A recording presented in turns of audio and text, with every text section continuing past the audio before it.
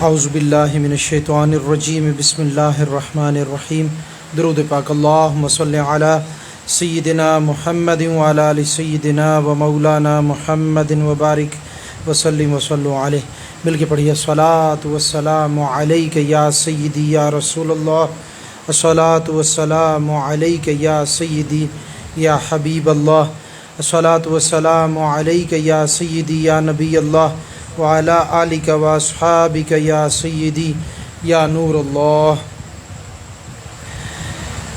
آج انشاءاللہ ہم باب الایمان بالقدر الفصل الاول اس کی پہلی حدیث کو تلاوت کریں گے، اس کو پڑھیں گے اور اس کی شرح کو سمجھیں گے.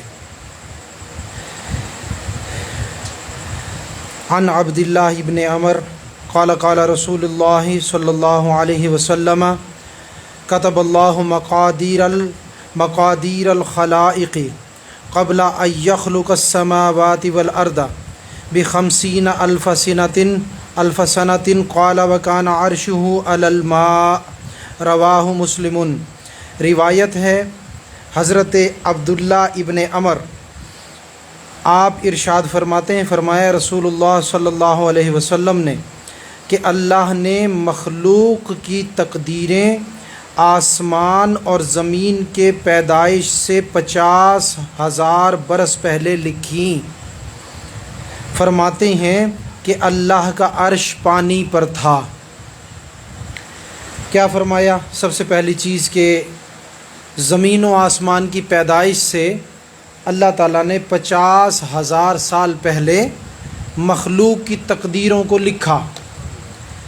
پھر دوسری بات یہ کہ اللہ کا عرش پانی پر تھا. اب پہلی بات کرتے ہیں کہ مخلوق کی تقدیر. سب سے پہلے تھوڑا سا یہ سمجھ لیں کہ تقدیر ہے کیا، اور اس باب کو علیحدہ سے جو باندھا گیا اس کا مقصد کیا ہے. سب سے پہلی بات یہ ہے کہ تقدیر کا مسئلہ نہایت نازک اور حساس ہے. کیا ہے؟ نازک اور حساس. اور تقدیر پر انسان اگر ایمان نہ رکھتا ہو تو وہ انسان مسلمان نہیں ہو سکتا، کیونکہ ہم پڑھتے ہیں بالقدر خیرہ والقدر خیرہ بالقدر خیرہ وشرہ من اللہ تعالی. جب ہم بالقدر یا والقدر کا اقرار کرتے ہیں اور اس کی تصدیق کرتے ہیں تو پھر ہمارا ایمان مکمل ہوتا ہے. تقدیر پر ایمان لانا یہ ضروریات ایمان میں سے ہے. ارکان ایمان میں سے ایک رکن یہ بھی ہے کہ انسان تقدیر پر ایمان رکھتا ہو. اگر کوئی شخص تقدیر کا منکر ہو تو اسے قدری کہتے ہیں، یعنی تقدیر کا منکر قدری. اب وہ جو قدری ہے تقدیر کا منکر، وہ بلا شک و شبہ دائرہ اسلام سے خارج ہے، کیونکہ جو اللہ کے لکھے پر ایمان نہیں لاتا تو یہ ایسا ہی ہے جیسے اسے قرآن کا بھی انکار کیا، ظاہری بات ہے وحی کا بھی انکار کیا، رسولوں کا بھی انکار کیا. تو میرے دوستو، تقدیر کا معاملہ بہت نازک اور حساس ہے اور یہ ایمانی مسئلہ ہے. اگر کوئی انسان اس کا انکار کرے گا تو بلا شک و شبہ وہ دائرہ اسلام سے کیا ہوگا؟ خارج ہوگا. تو لہٰذا تقدیر کے مسئلے کو کبھی ہلکا نہ لیا جائے کہ آپ سمجھیں بھائی اسے نعوذ باللہ مان لینے یا نہ مان لینے سے کیا ہو جاتا ہے، کوئی فرق نہیں پڑ رہا. تو میرے دوستو، ایمان کا فرق پڑتا ہے. جب ایمان کا ہی فرق پڑ گیا، انسان ایمانداری نہ رہا تو باقی تو کچھ بچا ہی نہیں. بات آپ سمجھے؟ تو سب سے پہلا تو مسئلہ آپ کو بیان کر دیا. یہ مسئلہ عمل کا نہیں بلکہ کس کا ہے؟ ایمان کا مسئلہ. ایک بات. دوسرے، اس کا باب جو الگ باندھا گیا ہے اس کی دوسری وجہ یہ ہے کہ موجودہ دور میں بھی اور سابقہ ادوار میں بھی لوگ تقدیر کے منکر رہے ہیں. کیا رہے ہیں؟ تقدیر کے منکر. اور آپ کو بتایا تقدیر کے منکر کو کیا کہتے ہیں؟ قدری. ٹھیک ہے جی. اب جو ان کا فرقہ ہوگا اسے کہیں گے قدریہ یا قدریہ، تقدیر کا منکر. اب یوں سمجھیں، اہل اسلام جو ہیں یہ تقدیر کے معاملے میں اعتدال پر رہتے ہیں. کس پر؟ اعتدال پر، درمیانہ راستہ، اعتدال پر رہتے ہیں. جبکہ جو قدریاں ہیں یا قدریاں ہیں یہ کس چیز کے؟ یہ سرے سے تقدیر کے انکاری ہیں. بات سمجھ میں آ گئی؟ اور ایک دوسرے ہیں جو انہی کی ضد پر قائم ہیں، انہیں کہتے ہیں جبریہ. کیا؟ جبریہ. یہ بھی ایک فرقہ ہے، لیکن یاد رکھیں یہ قدری ہوں یا جبری ہوں یہ اسلامی فرقے نہیں ہیں، یہ غیر مسلم ہیں. بات آپ کے سمجھ میں آ گئی؟ تو اب وہ جو ہیں تقدیر کے معاملے میں جبر کے قائل ہیں. کس کے؟ جبر کے، کہ ہم لوگ اللہ کے حکم کے باندھے ہوئے ہیں، ہمارا کوئی اختیار نہیں ہے، ہم کچھ کر نہیں سکتے، تو لہٰذا جو ہے یہ اللہ کا اس طرح سے تقدیر سے ہم بندھے ہوئے ہیں کہ ہمارا کوئی اختیار ہی نہیں ہے. تو اس کو کیا کہتے ہیں؟ جبری یا جبریہ، ان کے جو یعنی فرقے کو کہا جاتا ہے. تو ایک طرف تو بالکل انکار پایا جاتا ہے، دوسری طرف کچھ غیر معتدل قسم کا ایسا اقرار پایا جاتا ہے کہ جس سے بہت سارے مسائل گڑمڑ ہو جاتے ہیں. مثال کے طور پر اب جو جبریہ کہتے ہیں تقدیر کے بندھے ہوئے ہیں، ٹھیک ہے، تو اس بات کا مطلب کیا ہوا کہ پھر تو بے نمازی کو گناہ بھی نہیں ملنا چاہیے. کیوں بھئی؟ تقدیر کا جو بندھا ہوا ہے، اللہ نے اگر لکھا ہوتا نماز پڑھنا تو پڑھ لیتا، ٹھیک ہے نا. تو یہ تو سارے دین کے مسئلے ہی گڑمڑ ہو جائیں گے. بھئی ایک قتل کرنے والا اگر عدالت میں یہ کہے کہ جی اللہ نے قتل مقدر میں میرے لکھا تھا، قتل ہونا اس کے لکھا تھا، لہٰذا میرا کیا قصور ہے، تو بھائی پھر تو مجرم کو سزا بھی نہیں مل سکتی، جرم کرنے والے کو پھر تو سزا بھی نہیں مل سکتی، پھر تو نعوذ باللہ نمازی اور بے نمازی وہ تو سارے برابر ہو جائیں گے. ٹھیک ہے نا جی. حالانکہ اللہ تبارک و تعالیٰ قرآن پاک میں کیا فرماتا ہے؟ لا یستوی العامی والبصیر ولا الظلمات ولا النور. کیا؟ کہ اندھا اور آنکھوں والا برابر نہیں ہو سکتے، اور روشنی اور اندھیرا برابر نہیں ہو سکتے. تو نماز کا پڑھنا ہے نور، بے نمازی ہونا ہے اندھیرا، تو پھر تو اندھیرا روشنی برابر ہو گئے بھائی، جبکہ اللہ فرماتا ہے تو برابر ہی نہیں ہو سکتے. تو لہٰذا برائی اور بھلائی، اندھیرا اور روشنی، اندھا اور آنکھوں والا، نمازی اور بے نمازی، قتل ہونے والا اور قتل کرنے والا، دھوکہ دینے والا اور دھوکہ کھانے والا کسی طرح برابر نہیں ہو سکتے. نہ اس طرح سے ہیں کہ وہ اللہ کے حکم کے باندھے ہوئے تھے، بھئی اس نے تو دھوکہ کھانا ہے، اس نے دھوکہ دینا ہے، اس نے قتل کرنا ہے، اس نے قتل ہونا ہے، اس نے نماز پڑھنی ہے، اس نے نماز نہیں پڑھنی، اس نے شریعت پہ چلنا ہے، اس نے شریعت پہ نہیں چلنا، یہ مسلمان ہوگا، یہ کافر ہوگا، فلاں منافق ہوگا، فلاں یہودی ہوگا، فلاں عیسائی ہوگا. بات سمجھ میں آ گئی آپ کے؟ تو پھر تو سارے برابر ہو گئے نا بھائی، پھر تو کسی کا قصور ہی نہ نکلا. تو جبریہ کے ہاں تقدیر کا اعتقاد کچھ اس طرح سے پایا جاتا ہے. یہ آپ کو سمجھایا کس لیے کہ قدری کا تو سمجھ میں آ گیا، تقدیر کا جو منکر ہے وہ سرے سے لکھے کا انکاری ہے، وہ تو ایک آسان سا کام ہے، سمجھ میں آ گیا، آسان سی بات ہے. لیکن یہ ایک مشکل کام تھا کہ وہ لکھے ہوئے کو بھی مان رہا ہے اور ماننے کے اندر بھی نہیں مان رہا. بات سمجھ میں آئی؟ کہ اس کو ایک ایسے انداز سے مان رہا ہے جو غیر اسلامی انداز ہے، غیر حقیقی انداز ہے، اور نعوذ باللہ ایسا انداز ہے جس میں الزام سارا نعوذ باللہ اس کی طرف جاتا ہے جو ہر الزام سے، ہر عیب سے، ہر نقص سے پاک اور مبرہ ہے. بات سمجھ میں آ گئی؟ کہ اگر قاتل قتل کرے تو قتل کا الزام تو اس جبری کے عقیدے کے مطابق نعوذ باللہ سبحان ذات کی طرف جاتا ہے نا، تو وہ تو ذات ہی سبحان ہے. سبحانک اللہم، ٹھیک ہے نا جی، سبحان الذی اسریٰ، تو وہ تو ذات ہی سبحان ہے. تو جو سبحانہ کا ہے، جو سبحان ہے، وہ تو ہر عیب سے، ہر نقص سے، ہر ایک خطا سے، خطا کے امکان سے، ہر چیز سے پاک ہے. اور کسی کو قتل کرانا یہ تو عیب ہے، اور کسی کو ناحق قتل کرنا یہ بھی عیب ہے. ادھر اس کے عیب کو بھی نعوذ باللہ رب کی طرف منسوب کیا جبری نے، اور ادھر اس کے قتل ہونے کو بھی، ظلم کو بھی جو ہے میرے دوستو وہ کیا، مظلومیت کو بھی راجع کیا رب کی طرف، ظلم کو بھی راجع کیا رب کی طرف. تو یہ تو عیبوں کی نسبت خدا کی طرف ہوئی، تو پھر اللہ کو تو نہ ماننا بے عیب. ایک تو تقدیر کا انکار کیا، دوسرے اللہ پر الزام دھرا، تو ویسے ہی سرے سے کافر ہو گیا نا بندہ. خارج از اسلام، دائرہ اسلام سے خارج. تو اس لیے میرے دوستو اس باب کو الگ باندھنے کا مقصد یہ ہے، مراد یہ ہے کہ لوگ اس کو اچھی طرح سے سمجھ لیں، کیونکہ اگر وہ اس کو نہیں سمجھیں گے تو کہیں وہ تقدیر کے انکار کرنے والوں میں سے یا تقدیر کے جبر ماننے والوں میں سے نہ ہو جائیں. ٹھیک ہے نا جی. اور تقدیر کا مسئلہ کیا ہے؟ بہت نازک اور حساس مسئلہ ہے. ٹھیک ہو گیا جی. دوسرے جو تقدیر کا لغوی معنی ہے، لغت کے اعتبار سے، عربی لغت کے اعتبار سے تقدیر کے معنی ہے اندازہ لگانا.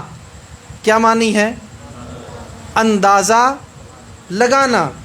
اور تقدیر کے جو اصطلاحی معنی ہیں یہ تو ہوگا نا لغت کے معنی. اور تقدیر کی اصطلاح جو بولی جاتی ہے وہ کس چیز پر بولی جاتی ہے؟ تقدیر کی اصطلاح فیصلے پر بولی جاتی ہے، حکم پر بولی جاتی ہے. بات آپ کے سمجھ میں آ گئی؟ یعنی اللہ کی طرف سے جو حکم آ جائے اس پر بھی تقدیر کا نام بولا جاتا ہے، تقدیر کا لفظ یہ اصطلاح بولی جاتی ہے. اللہ کی طرف سے جو فیصلہ آ جائے اس پر بھی، اور میرے دوستو جو حکم آ جائے اس پر بھی. اور لغوی معنی یہ تو ہو گئے اصطلاحی معنی. لغوی معنی اس کے کیا تھے؟ بولے نا لغوی معنی ابھی آپ کو بتائے نہیں. اندازہ لگانا. کیا معنی؟ اندازہ لگانا. لغوی معنی ہے اندازہ لگانا. اصطلاحی معنی ہے کہ حکم اور فیصلہ اللہ کا، اس کو کہتے ہیں تقدیر. اب یہ تو کتابی معنی ہے نا. بات آپ کی سمجھ میں آ گئی. اب ایک معنی میں آپ کو بتاتا ہوں. ٹھیک ہے، ایک معنی میں آپ کو بتاتا ہوں. حقیقی معنی، نہ اصطلاحی نہ لغوی. حقیقی معنی، صوفیاء کے معنی، محققین کے نزدیک معنی. تقدیر کے معنی ہیں اللہ کا آنے والے واقعات کا معلوم ہونا، اللہ کا علم جو اس نے لوح محفوظ پر تحریر فرمایا اس کو تقدیر کہتے ہیں. بندوں سے متعلق اس کا علم جو اس نے لوح محفوظ پر تحریر فرمایا اسے تقدیر کہتے ہیں. اب اگر ہم مانی لیں، اب یہ بات میں اپنے پاس سے کر رہا ہوں، مجھے امید ہے اس پہ انشاءاللہ فتویٰ کوئی نہیں لگے گا. بات یہ ہے اگر عربی لغت کے لحاظ سے عربی کے اندر اس کے معنی ہیں اندازہ لگانا. کیا معنی ہے؟ اندازہ لگانا. تو پھر بھی جب ہم اس کو راجع کریں گے اپنے رب کی جانب تو پھر اس کو اندازہ لگانا نہیں کہیں گے، اس کو اندازہ لگانا نہیں کہیں گے. ہم کہیں گے اس کو کہ اللہ نے جو پرفیکٹ جانا اسی کو لکھا. اگر ہم اس کو اندازے کا نام بھی دیں تو پھر ہم یہ کہیں گے کہ اس کا اندازہ پرفیکٹ ہے، اس کا اندازہ کامل ہے، اس کا اندازہ اکمل ہے، اس کا اندازہ مکمل ہے. جو اس کا اندازہ ہے وہ دراصل پرفیکٹ ہے، اس کے اندازے سے کچھ بھی ادھر اور ادھر نہیں ہو سکتا. جب پیغمبر معصوم ہے اور اس کے معلوم میں کوئی شک نہیں، یعنی اس کے اندازے میں کوئی شک نہیں، تو جس انداز سے اس نے اندازہ عطا فرمایا ہے اس کے اپنے انداز کے اندازہ کیا ہوگا؟ بات سمجھ میں آئی؟ اس کے اپنے انداز کا اندازہ کیا ہوگا؟ بات سمجھ میں آئی؟ تو میرے دوستو اس کا جو اپنا اندازہ ہے نا، اس کے اندازے کے معنی ہے اس کا پرفیکٹ معلوم، اس کا کامل معلوم، اس کا مکمل علم جو بندوں سے متعلق ہے اور اس نے لوح محفوظ پہ تحریر فرما دیا، اسی کا نام ہے اندازہ.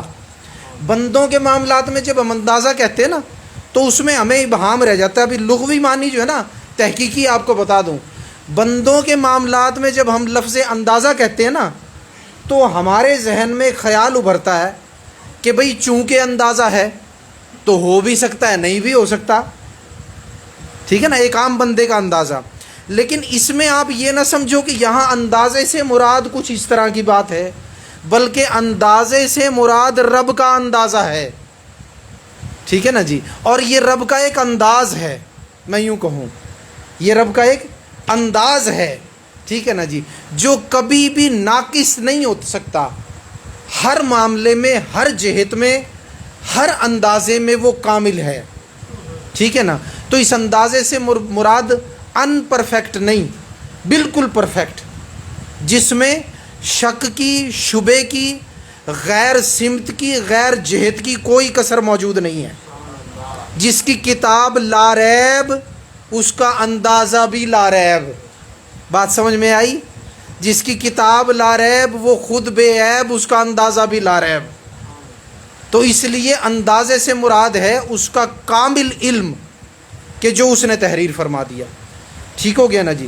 دوسری بات جو اصطلاحی معنی ہے، اندازہ اصطلاحی معنی ہے یعنی فیصلہ اور حکم، تو اس میں تو پھر سمجھنے والی بات ہی کوئی نہیں ہے کہ تقدیر، بندے کو موت آئی، ٹھیک ہے نا جی، تو میرے دوستو رب کا حکم آ گیا، ٹھیک ہے نا جی، کہ حضور سے سوال کیا گیا نا بھئی روح کیا ہے، قل الروح، محبوب آپ سے روح کے متعلق سوال کرتے ہیں، تو آپ فرما دیجئے یسألونک عن الروح، محبوب آپ سے سوال کرتے ہیں لوگ کس کے بارے میں؟ روح کے بارے میں۔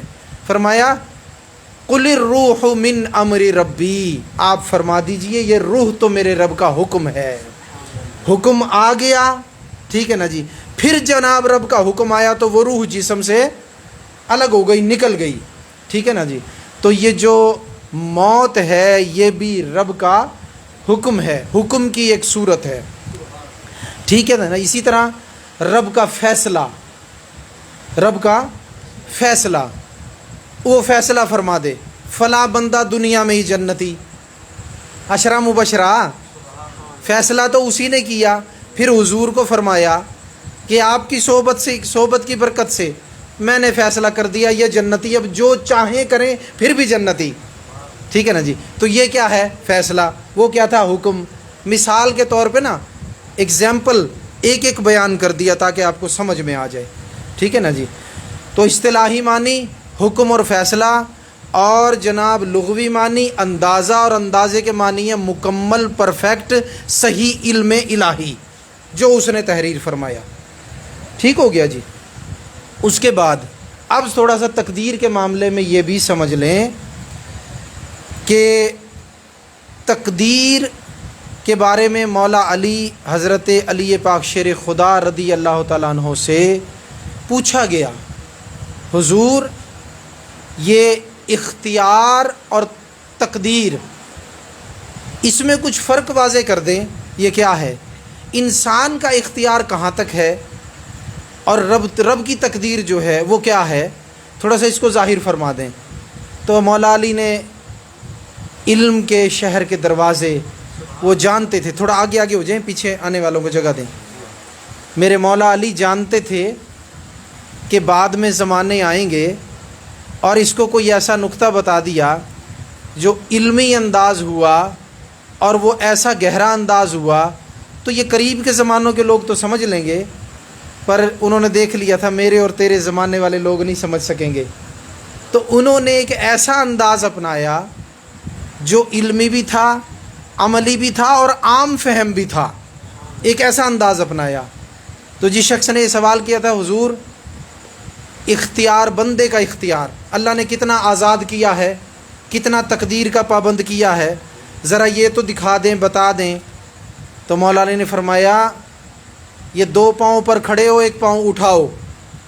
اس نے 1 پاؤں اٹھا لیا۔ آپ نے فرمایا اب دوسرا اٹھاؤ۔ اس نے عرض کیا حضور یہ تو میں نہیں اٹھا سکتا۔ تو آپ نے فرمایا جو اٹھا لیا یہ تیرا اختیار ہے، جو رکھا ہے یہ میرے رب کی تقدیر ہے۔ تو یہاں سے پتہ کیا چلا؟ یعنی قدریہ اور جبریہ دونوں جھوٹے ہو گئے۔ کیسے؟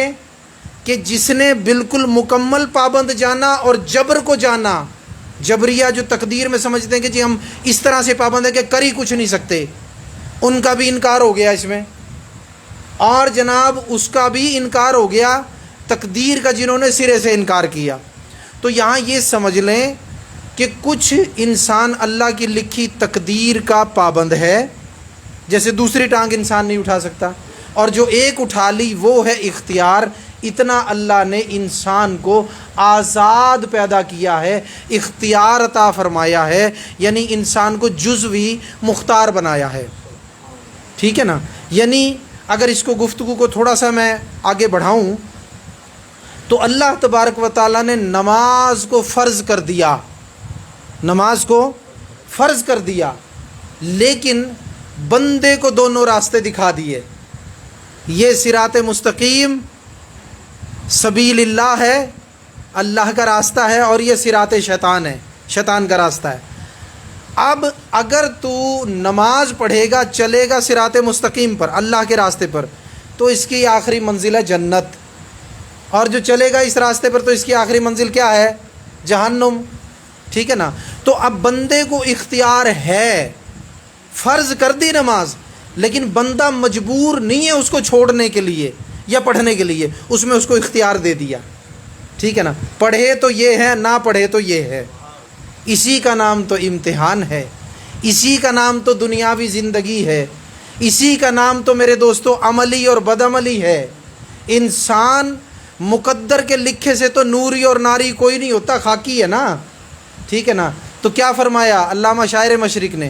فرمایا عمل سے زندگی بنتی ہے، جنت بھی جہنم بھی، یہ خاکی اپنی فطرت میں نہ نوری ہے نہ ناری ہے۔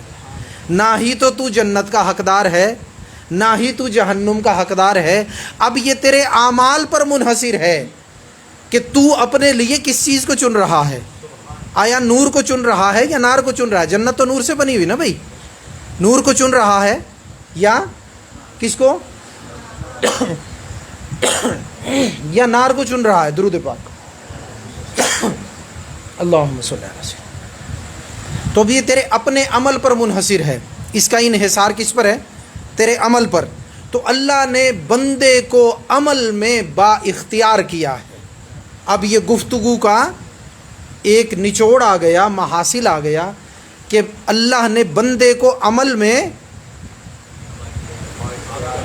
با اختیار کیا ہے، اس کو مختار کیا ہے، اس کو اختیار دیا ہے کہ تو چاہے تو زندگی عمل والی اختیار کر، اس کا انجام بھی تجھے بتا دیا، چھپا کے کچھ نہیں رکھا، اور بے عملی کی زندگی اختیار کرے تو اس کا انجام بھی بتا دیا۔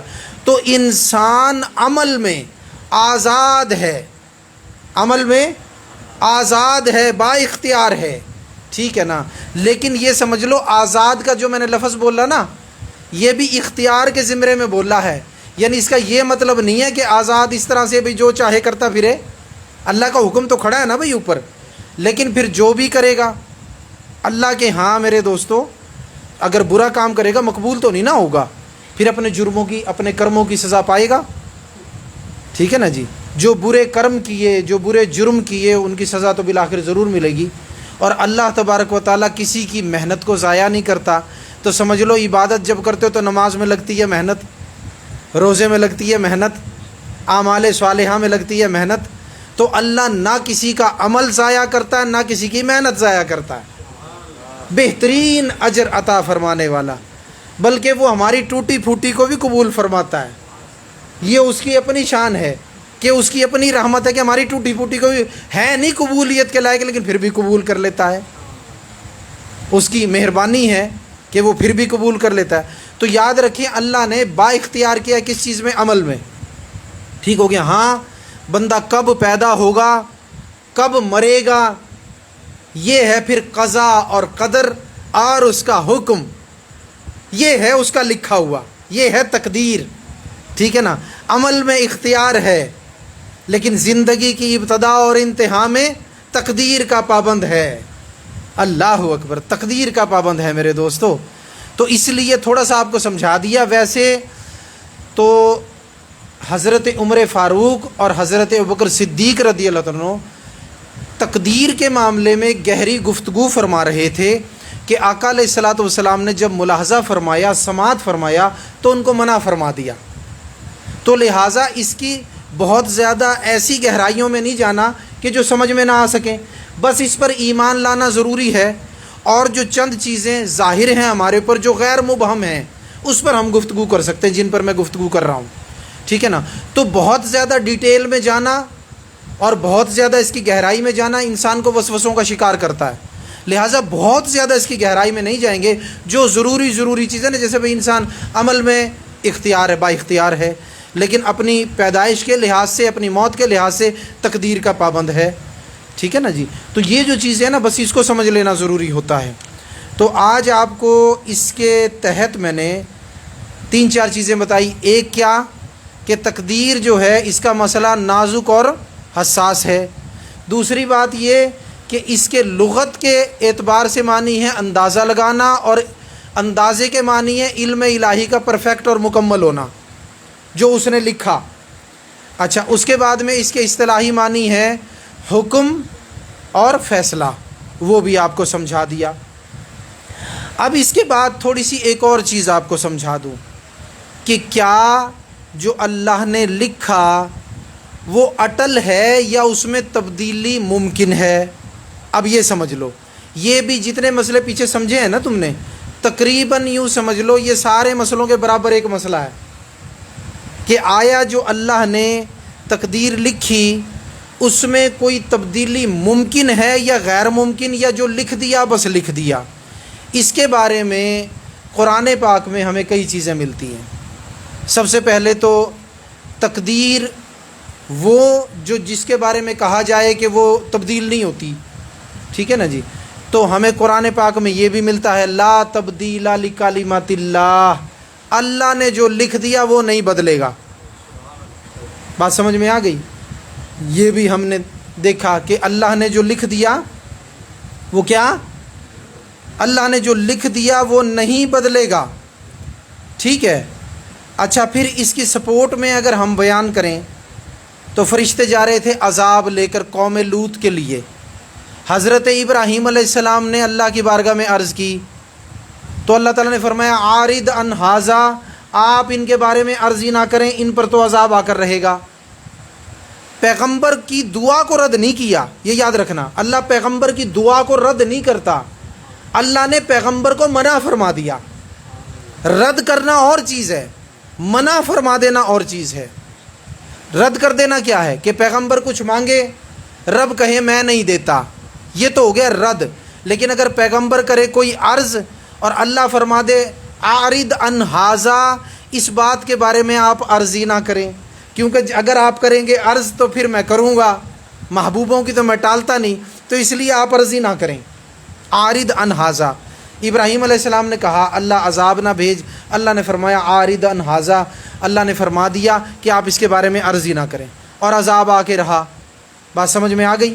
تو لا تبدیل لکلمات اللہ، ٹھیک ہو گیا۔ اسی طرح میرے دوستو جو ہے یہ واقعہ بطور اس کے پیش کر دیا نا میں نے مثال کے طور پہ لا تبدیل لکلمات اللہ کے تحت۔ تو اب ایک یہاں پہ تھوڑا سا ابہام آپ لوگوں کو پیدا ہوگا، تو پھر انشاءاللہ اس کو آپ کو سمجھا بھی دیں گے۔ دوسری چیز یہ ہے کہ حضرت نے یہاں پہ لکھا مفتی احمد یار نعیمی رحمۃ اللہ علیہ نے کہ حضرت آدم علیہ السلام کی دعا سے داؤد علیہ السلام کی عمر بجائے 60 کے 100 سال ہو گئی۔ بات سمجھ میں آئی آپ کے؟ ٹھیک ہے جی، 60 کے کتنی ہو گئی؟ 100 سال۔ اچھا جی، پھر اس کے علاوہ کچھ واقعات ہمیں ایسے ملتے ہیں، ٹھیک ہے نا جی، بزرگوں کے معاملات میں بھی ملتے ہیں، انبیاء کے معاملات میں بھی ملتے ہیں کہ اس میں پھر بات وہ صادق آتی ہے کہ تقدیر بدلتی ہے دعاؤں کے اثر سے، یا جناب علامہ اقبال رحمۃ اللہ علیہ نے بھی فرمایا کہ جو ہے نا جی بھائی کوئی مانے نہ مانے ہم تو مانتے ہیں، اور ان کو تو نہ ماننے والے بھی مانتے ہیں، جو کسی کو نہیں مانتے وہ بھی ان کو مانتے ہیں، ٹھیک ہے نا جی۔ اگر علامہ اقبال کو کوئی جھٹلائے تو میں کہتا ہوں وہ صرف جو ہے نا جی عقل کا اندھا نہیں بلکہ وہ علم کا بھی اندھا ہے، ٹھیک ہے نا۔ تو ان کو تو جھٹلانا ہمارے لیے ممکن نہیں ہے، اور انہوں نے کون سا اپنے گھر سے کہا ہے، انہوں نے تو قرآن پاک کی جو آیات تھی اسی کے ترجمے جو تھے ان کو شعروں کی صورت میں ڈال دیا۔ تو انہوں نے کہا کہ نگاہ مرد مومن سے بدل جاتی ہیں تقدیریں، جو ہو ذوق یقین پیدا تو کٹ جاتی ہیں زنجیریں، ٹھیک ہے نا جی۔ نگاہ ولی میں وہ تاثیر دیکھی، بدلتی ہزاروں کی تقدیر دیکھی، ٹھیک ہے۔ پھر وہ آپ اگر کہیں لو جی یہ تو شعر و شاعری پہ اتر آئے ہے تو یہ درس حدیث، تو پھر حدیث کی بات کر لیتے ہیں بھائی، 3 بندے جو تھے بیچارے جا رہے تھے، ٹھیک ہے، نیک بندے، اور جناب بارش کا ہو گیا، اب یہ حدیث پاک میں موجود ہے، ٹھیک ہے نا جی، تو بارش کا سا موسم ہو گیا ایسا جیسے بھی طوفان آنے والا ہے، انہوں نے پکڑی غار میں پناہ۔ اب آپ کو واقعہ یاد آ گیا ہوگا، جب غار میں چلے گئے تو طوفان تھا یا کیا تھا تو وہ اللہ کا امتحان۔ اب وہ غار کا جو ڈھکن، وہ جو اوپر سے آیا ایک پتھر، وہ غار کے منہ پہ ڈھکن کی طرح فٹ ہو گیا، بند ہو گیا۔ اب پتھر اتنا بھاری کہ 3 مل کر اس کو سرکانا تو بڑی بات، ہلا بھی نہ سکیں، ہوتے نہیں اتنے بڑے بڑے پتھر، ابھی ہم گئے نہیں تھے آزاد کشمیر، دیکھا آپ نے کتنے بڑے بڑے پتھر ہیں جی، اللہ اکبر۔ یہ پتھروں، پہاڑوں سے پتھر بھی اللہ کے خوف سے گر پڑتے ہیں، اللہ کے خوف سے۔ اللہ کا خوف پتھروں کو ایسا ہوتا ہے، پھر انسانوں کو کیسا ہونا چاہیے، اللہ اکبر، اللہ اکبر۔ تو اب میرے دوستو ڈھکن کی طرح فٹ ہو گیا۔ اب مقدر میں تو کچھ اور لکھا تھا، گھٹ کے مریں گے، ٹھیک ہے نا، لیکن ہوا کیا، تقدیر بدلتی ہے دعاؤں کے اثر سے، ہیں جی۔ اب وہ تینوں مشورہ کر رہے ہیں، حدیث پاک میں ہے، تینوں مشورہ کر رہے ہیں، درس حدیث دے رہے ہیں نا بھائی ہم، بھائی کچھ ہے نہیں مانتے علامہ اقبال کو، حدیث کو تو مانو، بعض ایسے بھی بدبخت ہیں حدیث کو بھی نہیں مانتے، دنیا میں وہ لوگ بھی تو موجود ہیں قرآن کو ہی نہیں مانتے، لیکن نقصان کس کا ہے، نقصان تو اپنا ہی کر رہے ہیں، آپ کا نقصان، میرا، کس کا نقصان، کو کائنات میں کسی کا نقصان، کو فرشتوں کا، کسی کا نقصان نہیں کر رہے، اپنا کر رہے ہیں۔ تو لہٰذا مانو، مسلم کے معنی ہی مسلم کیا معنی کیا ہیں، ماننے والا، تسلیم کرنے والا، ٹھیک ہے نا، سرے تسلیم خم کرنے والا، یہ جو رب کے سامنے گردن جھکا دے نا، اسی کو مسلم کہتے ہیں۔ بات سمجھ میں آئی؟ تو اب تینوں مشورہ کر رہے ہیں حدیث پاک میں، بھائی اب کیا کریں، یہ تو موت یقینی ہے۔ تو یہ کہتا ہے کہ یوں کرتے ہیں کہ ہم جو نیک کام کیا کرتے ہیں نا، اس کے وسیلے سے اللہ کی بارگاہ میں دعا کرتے ہیں کہ اللہ اس مصیبت کو ٹال دے، ٹھیک ہے نا جی۔ پھر تینوں اپنی اپنی نیکیاں، ایک ماں باپ کا فرما بردار، ٹھیک ہے نا جی، دوسرے 2 سارے اپنی اپنی دعائیں کرتے ہیں۔ پہلا دعا کرتا ہے، پتھر تھوڑا سرک جاتا ہے، تقدیر بدلتی ہے دعاؤں کے اثر سے۔ پھر دوسرا دعا کرتا ہے، پھر پتھر آدھا ہٹ جاتا ہے۔ جب تیسرا دعا کرتا ہے تو پتھر رڑک کے دور جا گرتا ہے اور غار کا دہانہ اس کا منہ کھل جاتا ہے، تینوں باہر آ جاتے ہیں، موت سے دعاؤں کی برکت سے زندگی میں آ گئے، ٹھیک ہے نا جی۔ موت کی وادی میں چلے گئے تھے، اللہ نے زندگی کے گلشن میں دوبارہ لایا دعاؤں کے اثر سے۔ تو تقدیر بدلتی ہے۔ تو بھائی اب آپ سوچیں گے، لا تبدیل لکلمات اللہ، تقدیر کا معاملہ بھی حساس، نازک، اس کے اوپر جو ہے کوئی لے دے بھی نہیں ہو سکتی، ورنہ سیدھے کفر میں جا پڑیں گے۔ یہ تو یوں اسلام کے کنارے پہ کھڑا ہونے والی بات ہے، بھائی یوں گئے اور کفر میں جا پڑے۔ تو حضرت یہ کیا ہے پھر، کچھ لا تبدیل لکلمات اللہ، ادھر تقدیر بدلتی، اب یہ تو بالکل مخالف 2 سمتیں ہو گئی۔ تو یاد رکھیں، بعض علماء نے تقدیر کی 2 قسمیں بیان کی ہیں۔ کتنی؟ 2 قسمیں۔ ایک قسم تقدیر مبرم، کون سی تقدیر؟ تقدیر مبرم، اور دوسری قسم تقدیر معلق۔ کون سی قسم؟ معلق، تقدیر معلق۔ اور ہمارے علماء اہل سنت نے اور حضور غوث پاک سیدنا شیخ عبد القادر جیلانی رحمۃ اللہ علیہ اور حضرت مجدد الفسانی رحمۃ اللہ علیہ، ان کے اقوال سے ثابت ہوتا ہے، ان کے اقوال سے ثابت ہوتا ہے کہ تقدیر کی 3 قسمیں ہیں۔ تقدیر کی کتنی؟ علماء محدثین نے 2 قسمیں بیان فرمائی نا، لیکن بعض علماء اور ان بڑے بزرگان نے قسمیں بیان فرمائی 3۔ ایک قسم تقدیر مبرم، کیا؟ تقدیر مبرم۔ دوسری تقدیر معلق بشبیہ مبرم۔ تیسری تقدیر معلق، ٹھیک ہے۔ فرماتے ہیں جو تقدیر مبرم ہے وہ کسی طرح نہیں بدلتی، جیسے قوم لوط کا عذاب نہیں ٹلا، اللہ نے پیغمبر کو منع فرما دیا، عرض کو نہیں موڑا، پھر دوبارہ بتا رہا ہوں کیا کر دیا، عرض کرنے سے منع فرما دیا، ٹھیک ہے نا جی۔ تو وہ جو قسم ہے وہ ہے لا تبدیل لکلمات اللہ، یہ ہے تقدیر مبرم، یہ کسی طرح نہیں بدلتی، یہ ویسی کی ویسی ہی رہتی ہے، کسی طرح تبدیل نہیں ہوتی۔ لیکن ایک ہے تقدیر معلق بشبیہ مبرم، یہ تقدیر کی مبرم سے نچلی قسم ہے، اور یہ انبیاء کرام، صحابہ کرام اور اپنے درجے کے لحاظ سے بڑے اولیاء کرام کی دعاؤں سے بدل جاتی ہے۔ ٹھیک ہے، اس کے بعد پھر ہے تقدیر معلق۔ تقدیر معلق عام مومنین کی دعاؤں سے بھی بدل جاتی ہے، نگاہ اپنا جو ہے نگاہ مرد مومن سے بدل جاتی ہیں تقدیریں۔ یہ جو علامہ صاحب نے فرمایا نا، یہ تقدیر معلق کی جانب اشارہ ہے، نہ کہ مبرم کی جانب۔ تو یہ عام مومنین کی دعا سے بھی بدل جاتی ہے، والدین کی دعا سے بھی بدل جاتی ہے، ٹھیک ہے نا، عام پیر بزرگ جو ہوتے ہیں خاص بزرگوں کے علاوہ ان سے بھی بدل جاتی ہے۔ کبھی کبھی انسان عبادت و ریاضات کر کے جب دعائیں کرتا ہے تو بسا اوقات عبادت کرنے سے بدبختی ٹل جاتی ہے، بسا اوقات عبادت کے بعد دعا کرنے سے بدبختی ٹل جاتی ہے، تو یہ اس طرح سے بھی بدل جاتی ہے۔ یعنی یہ تقدیر معلق دعاؤں سے، وہ اگرچہ والدین کی ہوں، بزرگوں کی ہوں، دینی استادوں کی ہوں، دعاؤں سے بھی بدلتی ہے اور اعمال صالحہ سے بھی بدلتی ہے، ٹھیک ہے نا جی، اور اپنی دعا سے بھی بدلتی ہے۔ اور ظاہری بات ہے عمل تو بندہ خود ہی کرے گا تو تبدیل ہوگی نا بھائی، کسی اور کے عمل سے تو اسی کا مقدر بدلے گا نا، تو لہٰذا عمل خود کو کرنا ہے انسان کو۔ تو اس لیے میرے دوستو یہ ہے تقدیر معلق۔ اب اس سے اوپر والی قسم کون سی تھی ذرا تم بولو نا اب؟ ہاں جی، اقوال مختلف ہو گئے آپ کے، ذرا ایک قول کریں نا جی، بولیں شاباش۔ تقدیر ہیں جی غوث الثقلین ہیں جی، جنہوں انسانوں کے فریاد رس، آپ نے فرمایا میں قضائے مبرم میں تصرف کرتا ہوں، قضائے مبرم میں تصرف کرتا ہوں۔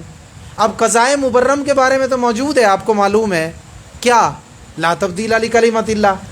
اب یہاں پہ آ کے بھائی علم والوں کے علم تک تم کہاں پہنچ سکتے ہو؟ بھائی غوث کے قدموں تک پہنچنا بڑے بڑے ولیوں کا کام ہے، ان کے علم تک پہنچنا تمہاری مجال، ٹھیک ہے نا جی۔ تو اس پر بڑی جناب کئی زمانے گزرے، لاہور شریف بھی پڑھا گیا، اعوذ باللہ تعوذ بھی پڑھے گئے، تحریریں بھی لکھی گئی، کتابیں بھی بھری گئی کہ دیکھو جی نعوذ باللہ شرک، دیکھو جی خدائی کا دعویٰ۔ ارے بھائی خدائی کا دعویٰ کرنے والے کبھی ولی اللہ نہیں ہوتے، اور جو ولی اللہ ہوتے ہیں وہ کبھی خدائی کا دعویٰ نہیں کرتے۔ تو اب حضور غوث پاک رضی اللہ تعالیٰ نے جو فرمایا، تو حضرت مجدد الفسانی رحمۃ اللہ علیہ نے حضور غوث پاک کے اس قول کو پڑھا، آپ سجدے میں گئے، روئے، میرے مالک و مولا لا تبدیل لکلمات اللہ، قضائے مبرم، اور یا اللہ یہاں تو بھی سچا اور تیرا یہ محبوب بھی سچا، غوث اعظم بھی سچا، عبد القادر جیلانی سچا، تو یا اللہ یہ معاملہ کیا ہے؟ تو میرے رب نے کلام فرمایا اور فرمایا کہ میرے مجدد یہ جو فرمایا ہے نا قضائے مبرم، یہ ایک ایسی تقدیر ہے جو ہے تو معلق لیکن مبرم کے ساتھ ملنے کی وجہ سے اس کا اثر اس میں آ گیا، یہ ایسے ہی خامہ خامے بدلتی نہیں، سادہ لفظوں میں یہ ایسے نہیں بدلتی، یہ کسی ایسے کی دعا سے بدلتی ہے جو بدلنے والا نہ ہو۔ بات سمجھ میں آئی؟ جو مجھ سے، یہ محبت کے الفاظ بول رہا ہوں، جو مجھ سے بدلنے والا نہ ہو یہ پھر اس سے بدلتی ہے، ٹھیک ہے نا جی۔ تو یہ بڑے کبار اولیاء اور پھر ان سے اوپر کی جو زیادہ مبرم کا اثر آیا ہوا ہے وہ صحابہ، اور پھر جو زیادہ اثر آیا ہوا ہے وہ میرے دوستو جو ہے انبیاء، ٹھیک ہے نا۔ آقا علیہ الصلوۃ والسلام ایک جگہ پر کسی دیوار سے ٹیک لگا کے تشریف فرمائے، ذرا کہیں سبحان اللہ۔ حضور ہیں ٹیک لگا کے تشریف فرما، اب وہ گھر تھا کسی کافرہ عورت کا، کھڑکی کھلی ہوئی تھی اوپر والی منزل کی، تو اب خوشبو تو حضور کی ہر جگہ پہنچتی ہے نا، اب اسے کچھ احساس سا ہوا، وہ آئی کھڑکی میں سے جھانکی، حضور ٹیک لگائے ہوئے تھے، تو اسے نفرت آئی، اس نے دھڑام سے کھڑکی بند کی اور بھاگ گئی اندر۔ اب یہ اظہار نفرت کا ہے یا محبت کا؟ بول رہے ہیں کفر کا یا اسلام کا؟ ٹھیک ہے، اب بات یہ ہے نا بھائی، کفر تو جب کسی کے اوپر کفر چھایا ہو تو اسلام تو آتے آتے آتا ہے نا۔ کیسے آتا ہے؟ آتے آتے آتا ہے، ٹھیک ہے۔ لیکن میرے رب نے حضرت جبرائیل علیہ السلام کو نازل فرمایا میرے محبوب اللہ آپ کو سلام فرماتا ہے۔ میرے رب نے فرمایا ابھی گئی ہے، ابھی دیکھیں آتی کیسے ہے۔ قضائے مبرم بشبیہ معلق یا قضائے معلق بشبیہ مبرم، کوئی آئی سمجھ میں؟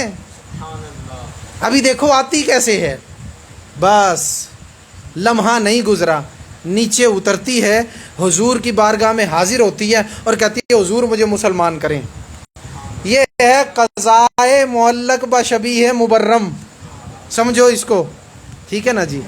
اگر ذکر کر لو، سلوک طے کر لو تو پھر واقعات کی تہ میں جو کچھ حکمتیں ہیں اللہ تعالیٰ اس سے بھی پردہ اٹھا دیتا ہے، لیکن آپ کے ظرف کے بقدر، جتنا آپ کا برتن ہے اس کے بقدر۔ تو بات یہ اپنے اپنے درجوں میں یہ قضائے معلق بشبیہ مبرم بھی بدل جاتی ہے، لیکن کسی ایسوں سے بدلتی ہے جو کچھ ہوں، بات سمجھ میں آئی؟ لیکن قضائے معلق عام مومنین کی دعا سے، اعمال صالحہ سے بھی بدل جاتی ہے۔ بات آپ کی سمجھ میں آئی؟ اس لیے لا تبدیل لکلمات اللہ بھی سچ ہے۔ تو اللہ تبارک و تعالیٰ نے جب یہ معاملہ ان سے پردہ ہٹا دیا کہ یہ ایک ایسا مقام ہے جو معلق بشبیہ مبرم ہے، تو پھر چونکہ آپ کو اس کا علم عطا فرمایا تو اللہ تعالیٰ پھر میرے دوستو غنی ہے، پھر میرے رب نے یہی تصرف قضائے معلق بشبیہ مبرم کا حضرت مجدد ثانی کو عطا فرما دیا کہ میرے کسی یار کے دل میں کوئی خیال نہ گزرے۔ بات سمجھ میں آئی؟ تو اس لیے یہ تصرف ان کو بھی عطا فرمایا۔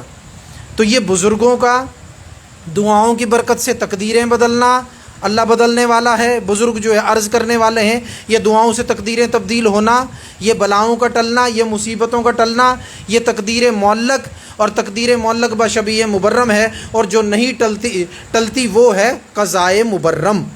بات سمجھ میں آ گئی آپ کے؟ تو لہٰذا تقدیر کی کتنی قسمیں ہوئی؟ 3، 2 بدلنے والی، 1 نہ بدلنے والی۔ تو اب آپ کے سمجھ میں آ گیا کہ جہاں تبدیل نہیں ہو رہا وہاں کون سی تقدیر کار فرما ہے، اور جہاں معاملہ بدل رہا ہے وہاں کون سی کار فرما ہے۔ بات سمجھ میں آ گئی؟ تو بس یہ مختصر اب کرتے ہیں اس کو، اس پہ مزید بھی گفتگو کی جا سکتی ہے، لیکن بس آخری پوائنٹ جو ہے اس کو ہم تھوڑا سا بیان کر دیتے ہیں کہ فرمایا گیا کہ دوبارہ سے پڑھ دوں، روایت ہے حضرت عبداللہ بن عمر سے فرماتے ہیں کہ فرمایا رسول اللہ صلی اللہ علیہ وسلم نے اللہ نے مخلوق کی تقدیریں آسمان و زمین کی پیدائش سے 50,000 برس پہلے لکھی۔ ٹھیک ہو گیا؟ تو یہ واللہ عالم کہ یہ اس عالم کے 50,000 سال ہیں یا اس عالم کے برابر، محسوس یہی ہوتا ہے کہ اس عالم کے 50,000 سال ہیں، اور وہاں پر ایک دن جو ہے 1,000 سال کا ہوتا ہے۔ ایک دن کتنا؟ 1,000 سال کا ایک دن ہوتا ہے۔ اس طرح کے 50,000 سال ہیں، معلوم یہی ہوتا ہے، باقی واللہ عالم بالصواب۔ اور پھر اس کے بعد میں فرماتے ہیں کہ اللہ کا عرش پانی پر تھا۔ بس اس کو تھوڑا سا بتا دوں میں، پھر آج کا درس مکمل، یہ حدیث پاک بھی انشاءاللہ اس پہ درس مکمل ہم نے کر لیا، بس یہ رہ گیا۔ اللہ کا عرش پانی پر تھا، اس کو سمجھ لیں، یہ ایسے نہیں ہے کہ اللہ کا عرش جو ہے بحیرہ احمر پر تھا، بحیرہ عرب پر تھا، بحر ہند پر تھا، یہ جو دنیا کے سمندر ہیں اس کے پانی پر اللہ کا عرش تھا، اس کے اوپر ٹکا ہوا تھا۔ ذرا کھول کے بات کروں، ٹکا ہوا، اس سے مراد یہ نہیں ہے۔ بظاہر تو جب پڑھیں آپ کو محسوس ہوتا ہے کہ شاید ٹکا ہوا ہوگا، لیکن ٹکا ہوا نہیں، یہاں سے مراد یہ ہے اللہ کا عرش پانی پر تھا، یعنی اس کا عرش بلند تھا، اس کا عرش بلند تھا، لیکن وہ بلندی پانی کی سیدھ میں تھی۔ بات کو سمجھ لیں، یعنی پانی جو ہے، پانی تحت عرش تھا، لیکن عرش پھر بھی بلند تھا، پانی پہ ٹکا ہوا نہیں تھا۔ ٹھیک ہے؟ اگر آپ یہ تصور کر لیں یا خدا نہ خواستہ اس کو کوئی عقیدہ بنا لے کہ اللہ کا عرش تو پانی پر ٹکا ہوا تھا، تو پھر لازم ہوگا کہ پانی عرش سے زیادہ وسیع ہو تو پانی اس پہ ٹکے گا۔ بھائی یہ جو اینک کا کور ہے یہ میز پہ رکھا ہے تو لازم ہے کہ میز اس سے بڑی ہو تو یہ اس پہ رکھا جائے گا۔ یہ ڈبہ ٹیشو کا جو رکھا ہے، کتاب جو رکھی ہے، ان تینوں چیزوں کا جو حجم ہے اس سے میز بڑی ہو تو اس پہ رکھا جائے گا، تو پھر لا محالہ آپ کو ماننا پڑے گا کہ 7 سمندروں کا پانی اللہ کے عرش سے زیادہ پھیلا ہوا ہے، اس کا جو گھیراؤ ہے پانی کا وہ عرش سے زیادہ ہے، آپ کو ماننا پڑے گا پانی پہ جو ٹکا ہوا ہے، تو لہٰذا آپ کو عرش کو محدود ماننا پڑے گا پانی کے مقابلے میں۔ بات سمجھو، عقیدے کا مسئلہ ہے۔ تو لہٰذا عرش ہے وسیع، پانی سے بھی زیادہ، کائنات سے بھی زیادہ، تو اس لیے جو عرش الہی ہے وہ پانی پر تھا۔ اس کے معنی کیا ہے کہ پانی کا سارا حصہ عرش کے نیچے تھا۔ ذرا اور واضح کروں، ذرا پریکٹیکلی آپ کے سامنے واضح کروں۔ کیسے؟ پریکٹیکلی دیکھو، اب یہ درس تو میں نے دے دی ہے نا، کتاب کو بند کرتا ہوں، اب ذرا دیکھتے جانا۔ یہ دیکھیں، اس کو سمجھیں پانی، کیا سمجھیں؟ پانی، ٹھیک ہے جی۔ اور عرش الہی کی تو کوئی مثال دی نہیں جا سکتی، ٹھیک ہے۔ اب یہ جو آیا اس کے نیچے پانی، ٹھیک ہے، یا یہ آ گیا اس کے نیچے، تو کیا یہ اس کی حدوں کو کور کر رہا ہے؟